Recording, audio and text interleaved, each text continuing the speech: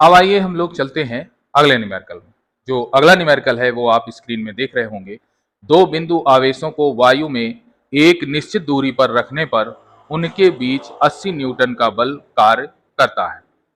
इन्हीं आवेशों को एक परावैद्युत माध्यम में इतनी ही दूरी पर रखा जाए तो इस बल का मान 8 न्यूटन हो जाता है।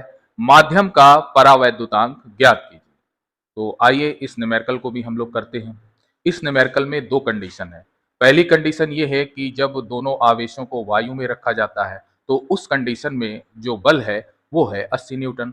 उसके बाद इन दोनों आवेशों को किसी परावैद्युत माध्यम में रख दिया जाता है और उस कंडीशन में जो बल है वो आता है हमारा 8 न्यूटन। अब इसमें जो ध्यान रखने वाली बात है वो ये है कि जो दोनों आवेश हैं वो परिवर्तित नहीं होते, ना ही आवेश परिवर्तित होते हैं और ना ही उनके बीच की डिस्टेंस परिवर्तित होती है। तो चलिए इस न्यूमेरिकल को हम लोग करते हैं। तो इस न्यूमेरिकल में सबसे पहले हम लोग मान लेते हैं कि माना दो आवेश Q1 और Q2 हैं तथा इनके मध्य दूरी हमने स्मॉल r मान ली। अब जो पहली कंडीशन है हमारी, वो पहली कंडीशन क्या है? जब आवेशों को वायु में रखा जाता है। तो आइए पहली कंडीशन देख लेते हैं। जब आवेशों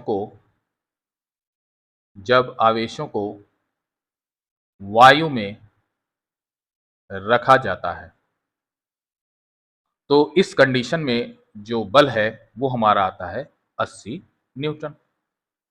दिस इंप्लाइज, बल का सूत्र रख दीजिए, ये हो जाएगा 1/4 pi epsilon 0 Q1 Q2 upon R square. देखिए दोनों आवेश हैं और उनके बीच की दूरी स्मॉल r है, इज इक्वल टू 80।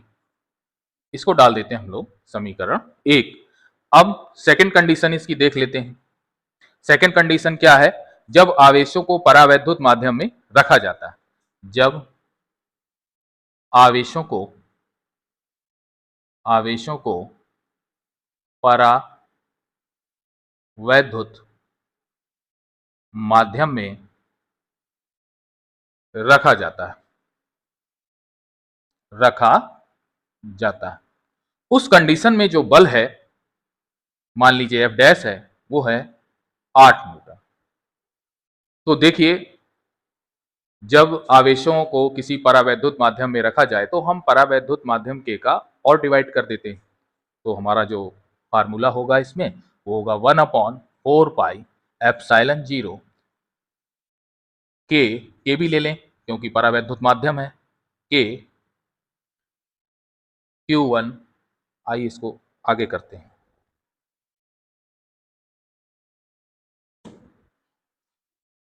ये हो जाएगा, दिस इंप्लाइज, F डैश की वैल्यू रख देते हैं।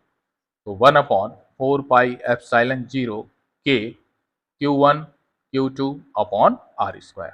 क्योंकि ना ही आवेश परिवर्तित होते हैं ना उनके बीच की डिस्टेंस परिवर्तित होती है, केवल परावैद्युत माध्यम चेंज होता है, इसलिए हमने यहाँ पर K से और डिवाइड कर लिया और ये आया हमारा 8। या देखिए K को बाहर कर लेते हैं तो ब्रैकेट में हो गया 1/4 पाई एप्सिलॉन 0 और ये हो गया Q1 Q2 upon R square is equal to 8। अब देखिए समीकरण 1 से 1/4 pi epsilon 0 Q1 Q2 upon R square की वैल्यू हमको मिल गई 80।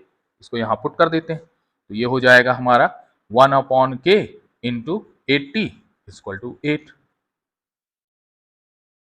और सॉल्व कर लेते हैं, ये हो जाएगा 80 इज इक्वल टू K का मल्टीप्लाई 8 में कर दें, ये हो जाएगा 8 इंटू K। या K इज इक्वल टू, तो जो इसके मल्टीप्लाई में है दूसरी तरफ डिवाइड में चला जाएगा, ये हो जाएगा 80/8। कट कर दीजिए इसको, ये आ गया हमारा 10। यही हमारा आंसर है। इसमें एक ध्यान देने वाली बात यह है कि जो K की वैल्यू होती है वो हमेशा 1 से बड़ी होगी।